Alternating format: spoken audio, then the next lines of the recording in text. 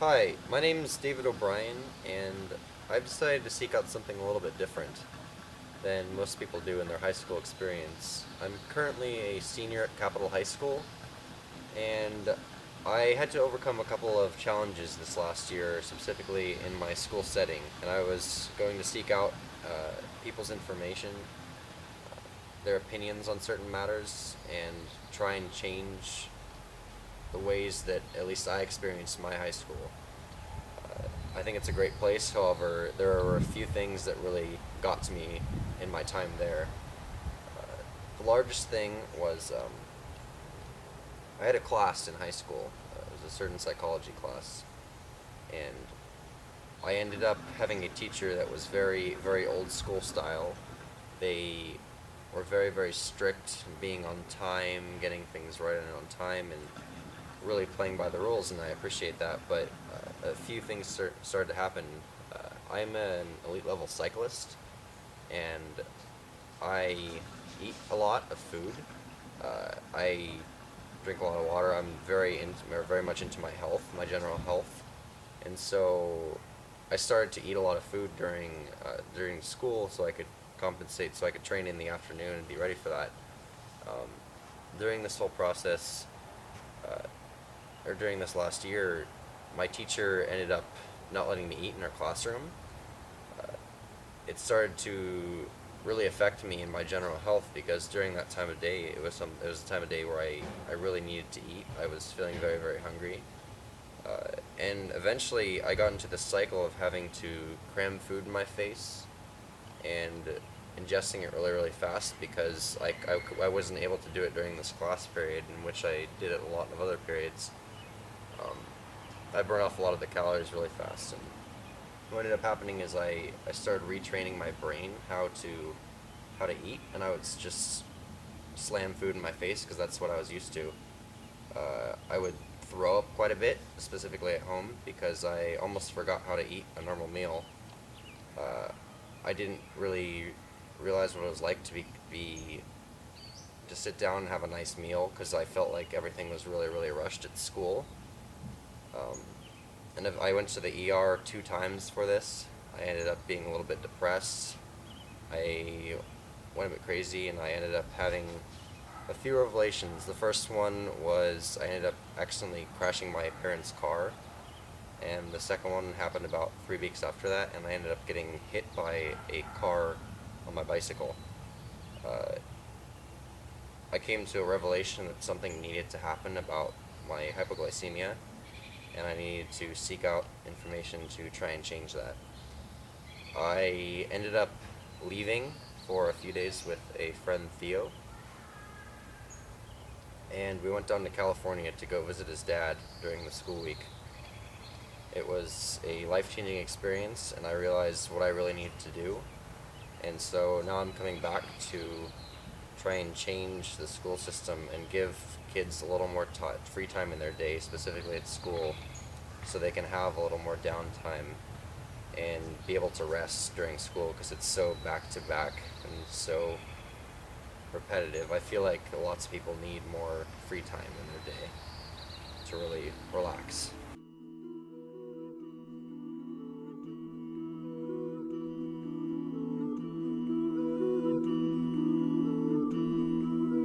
Are you going to Scarborough Fair?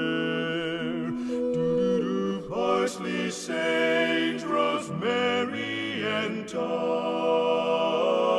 Rosemary and thyme. Remember me to one who lives there.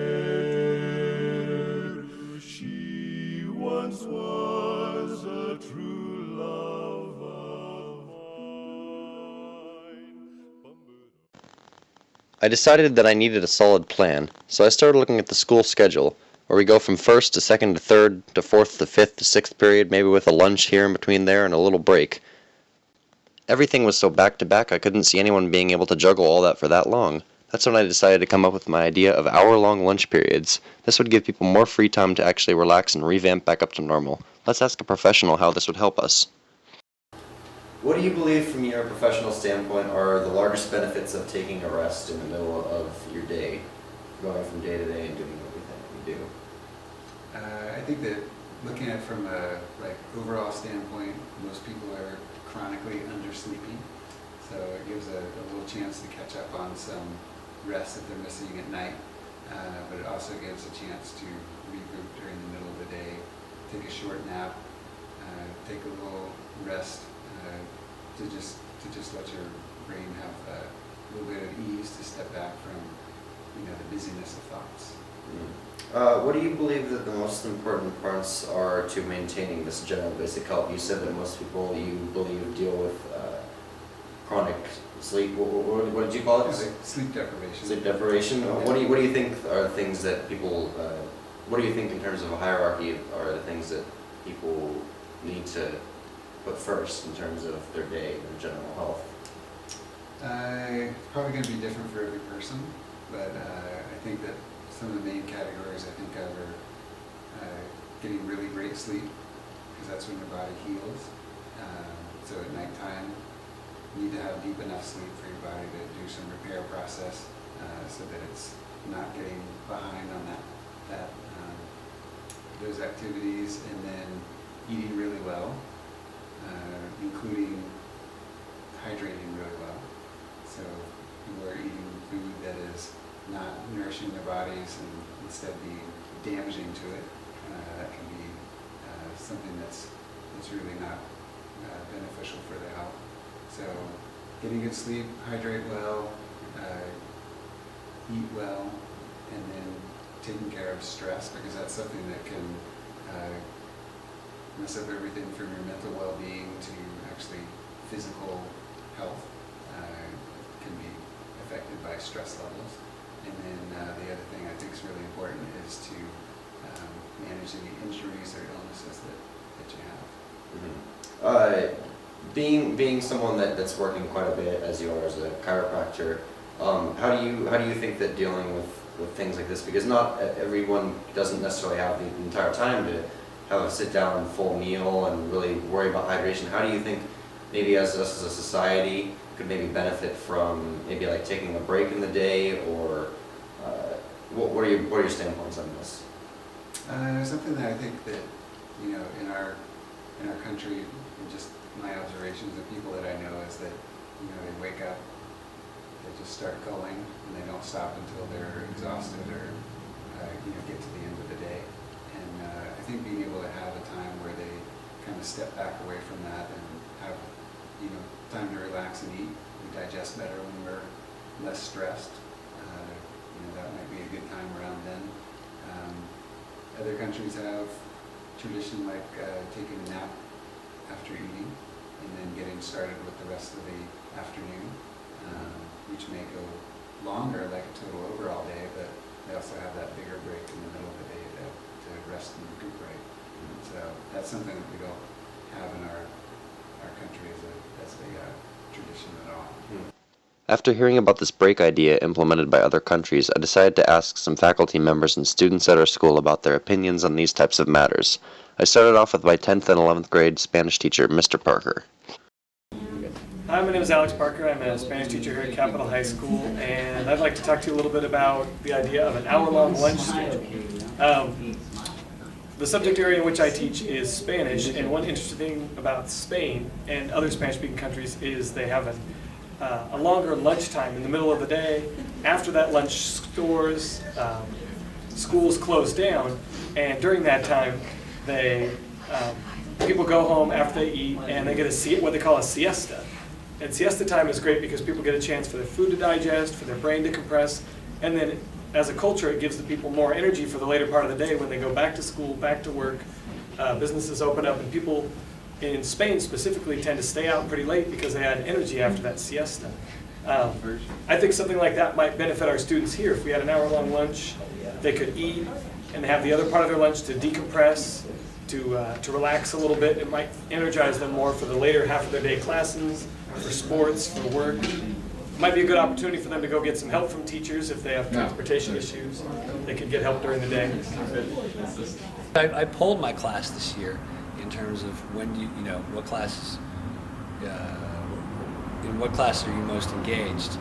And the lowest, of course, was sixth period, but near the bottom was fifth, because the tail off of energy really, it can, I'm wondering if it's an issue of diet, of what kids are choosing to eat for lunch, and that lunch doesn't really revive them, the way it could. But, and having a longer lunch period, even 15 minutes, I would love to see the effects of that. And I'd like to see research on schools that do that. I've never met anyone who's taught or gone to a school that does that. So. After talking with some teachers on how things maybe could be better with this system, I began asking my fellow classmates, some of which were enrolled in the school and others taking other courses such as Running Start, on their opinions of the school itself. Senioritis is the disease, I would say, where you get a sudden urge to not do anything. And why? Fortunately, it comes right at the time when you have CPs and IB tests and all sorts of whatnot that teachers sort of hurl at you all at the same time towards the end of the year. And kind of a perfect storm for disaster. Yeah, Running Start was, it made sense for me. I'm, not all that smart of a kid, not really into the academic thing. So I thought I'd go into a trade. My old man, my father, he's a mechanic, and he, doesn't make a great living, but he survives and he gets to do what he wants to do. And in my mind, that's a lot better than, something else. Well, if I had anything left to do, I probably would try, but I just need to pass high school. That's about as far as. Why do you feel that way? Why did you suddenly stop, so to say, caring about your classes? Because I'm not passionate about them. Just, I wanted to learn more skills than I could here at Capital.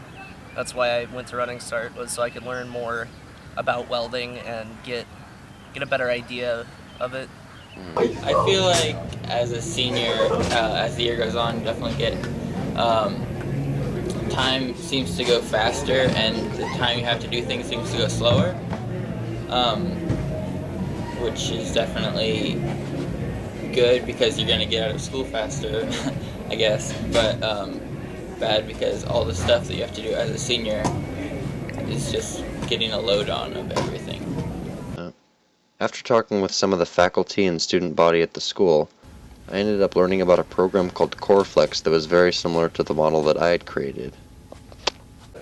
Can you tell me a little bit about the CoreFlex program? So CoreFlex is a program where students, usually between second and third period, will go for 30 minutes.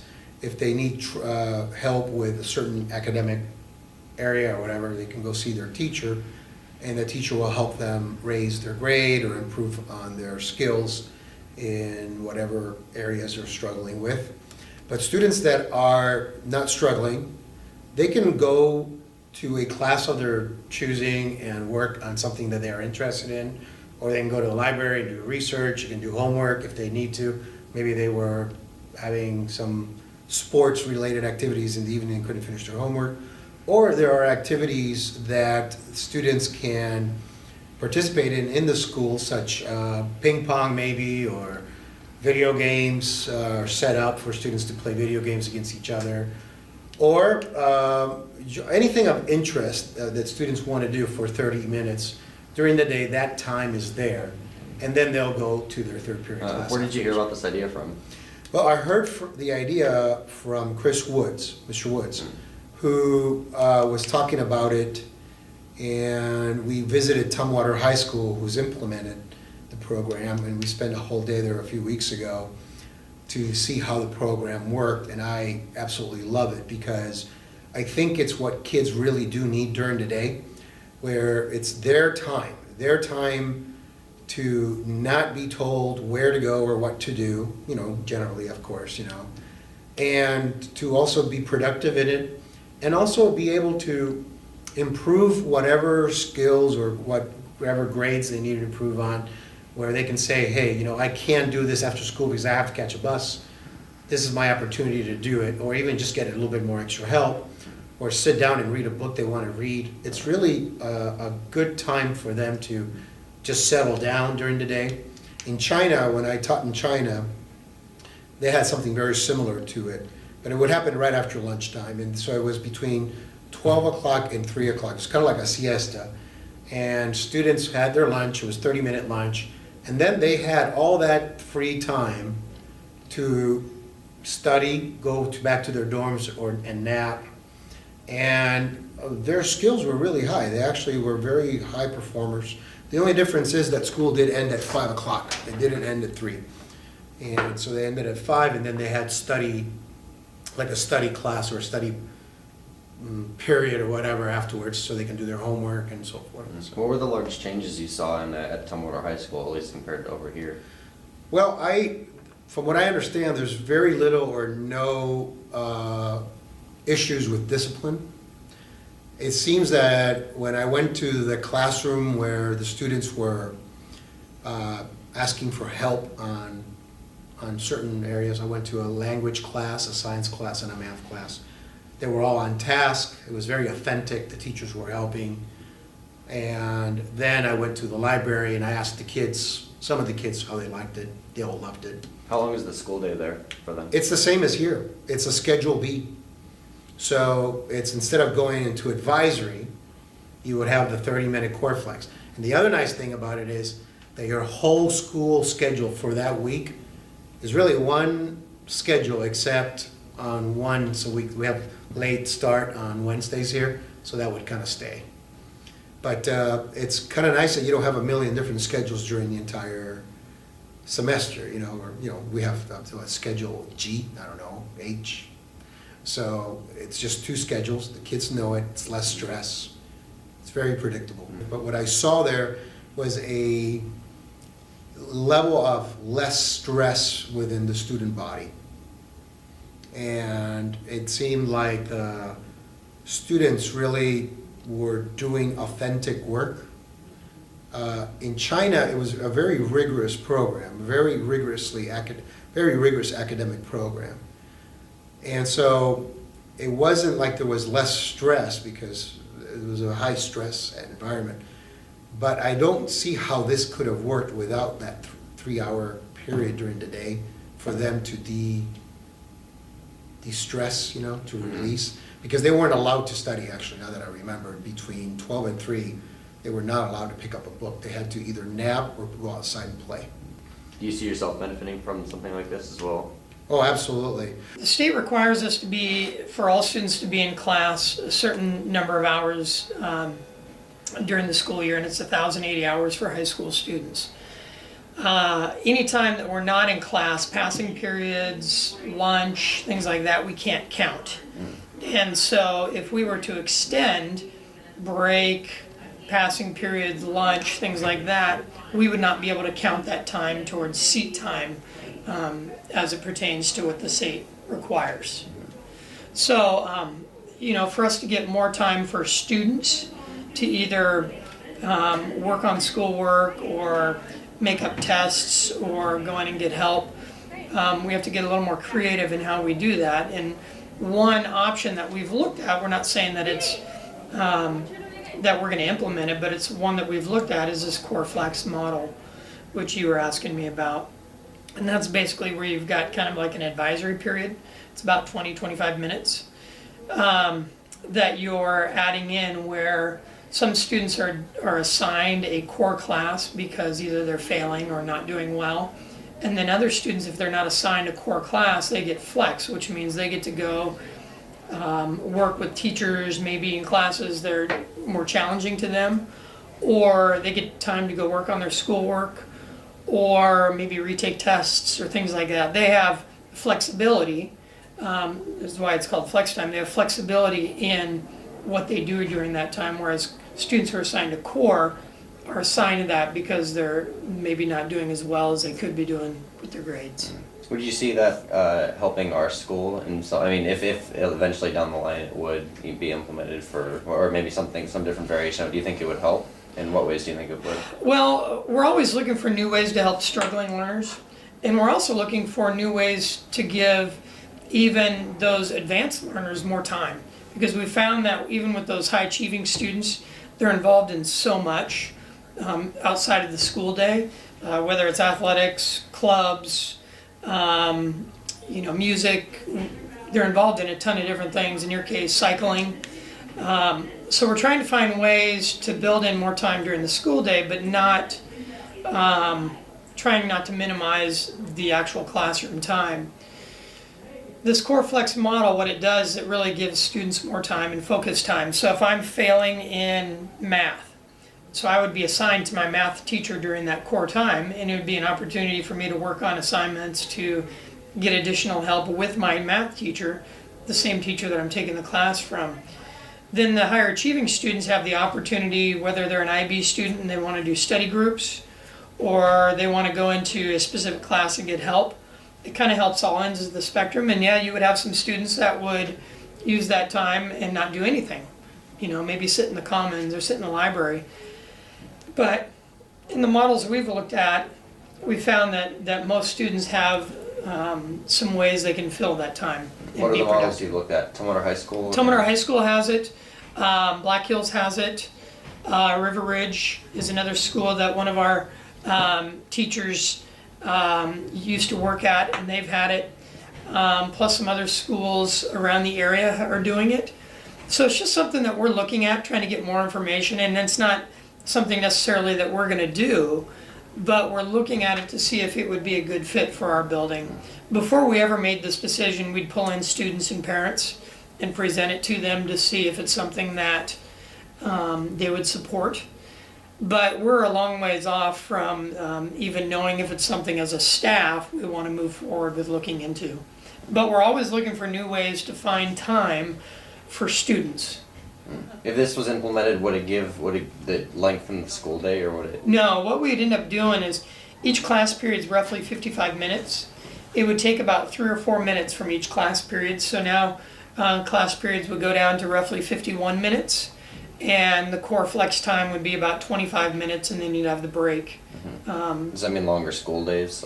Or, no, that's all. More school days. Sorry. That's No, still fitting in within the 7:45 to 2:22 school day, same number of school days during the year. If this were to be implemented, how long do you think it would take, or some type of variation of it, or because you'd probably have to go through lots of things to. I mean, that's a full schedule change, which. Yeah, a lot of steps would need to take place. At the soonest that we'd ever be able to implement something like this would be second semester of next school year. Certainly not first semester, but second semester would be the soonest. But again, as a staff, we still need to do a lot of work on this. We went over and observed it. We've talked about it with our department coordinators. We've talked about it with our entire staff. There's still a lot of questions around it. And a lot of the questions come around, what do we do for those high achieving students? How are we making sure their time is maximized? And those are some great questions. So some things that we need to look at closer to see again if it's something that would be beneficial for our students and staff here. And we don't know that yet. Do you have any reference points maybe that I know Mr. Broom, he's over at Tumwater. Was he the person that brought this over there? Or No, it had been in place there for, I want to say about 7 years. They've been doing it, and they've modified it over the years. But Mr. Broom, Ms. Therian is one of the assistants. She's kind of the one that helped design it, along with Mr. Seaman, the former principal there. The two of them helped implement it, but they went and visited some other schools that were already doing it, so it wasn't something that they had designed from the ground up. It was something they had seen had been done in other buildings, and so they've adapted it to work in their building over the 7 years that they've been doing it. Would you say you're a fan of this system? I mean, I'm a fan of trying to get students more time, but making sure that that time's used effectively. That's important. That it's just not a wasted time. But I am certainly in support of finding ways to support those students who are struggling. And then also giving more time to those students who are high achieving and need more time because they're involved in so much more that if it's 20, 25 minutes, could be valuable. So I'm always in support of finding new and better ways to improve instruction and also increase student achievement. How do you think it would help the ones that are kind of in the middle? And that's a great question, because those students that maybe are just getting by, just barely passing classes, The question is, what would they be doing with their time during this core flex model? And that's something that we would need to look real closely at, and making some decisions about what are their options. You know, if I'm a flex student, you know, what are the 5 options I have?